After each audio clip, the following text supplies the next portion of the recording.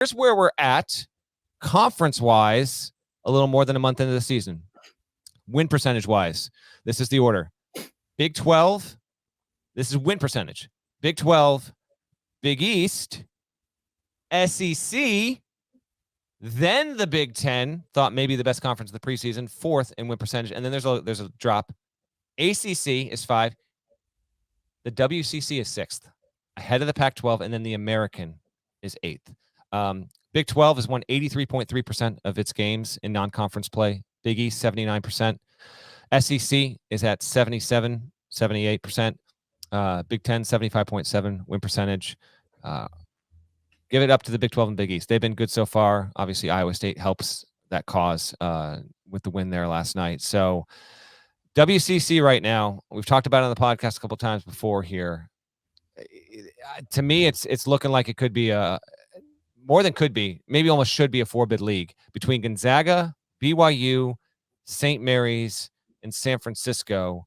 We are now at 34-5 for those teams. They're all top 40 in KenPom. Then there's a drop. Santa Clara sitting at 87. Loyola Marymount, which could be spoiler in that league, is at 108. It's not going to have an at-large case there, but give it up to the WCC. Yes, the bottom half's going to drag it down, but the Pac-12 has been atrocious, and I think it's even money right now with those leagues who gets more bids to the tournament. Pac-12 right now has 3 legitimate teams. USC is undefeated. Arizona is undefeated. UCLA is 7-1. And then after that, maybe Washington State will get into the picture. I think there's a chance. But we're looking at what? Oregon's 5-4. Huge letdown. Stanford hasn't made any kind of move. Utah 6-3. Pac-12 will probably work its way to a 4-bid league, but there's no guarantee of it. We could be looking at the most disappointing in the Pac-12. I mean, Oregon State went to the Elite Eight and is 1-8. So yes. I mean, what is happening there? I don't know. I have no idea. Shouts to Wayne Tinkle. He goes on, and I said this at the time. I think I said it in our Pac-12 preview. Oregon State making last season's Elite Eight is one of the most random bends of the universe for the NCAA tournament, maybe the most ever. This is a team that was 10-10 at one point. Don't worry, I'm not going to harp on OSU too much here. But they were 10-10 overall, and they wind up getting in because they win the auto bid. They beat Tennessee, Oklahoma State with Cade, Loyola Chicago, which kicked the crap out of Illinois, and then they lose by 6 to Houston, and now they're 1-8. He gets a $17 million extension. So yeah, they're a huge letdown there. Big 12, Big East. Just real quick to focus on those before we pick the games this week.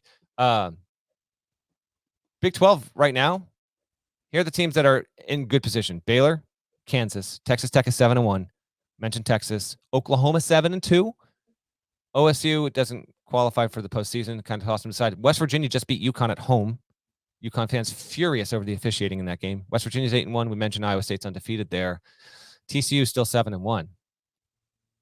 David Cobb, over under 7.5 NCAA tournament bids for the Big 12 this year.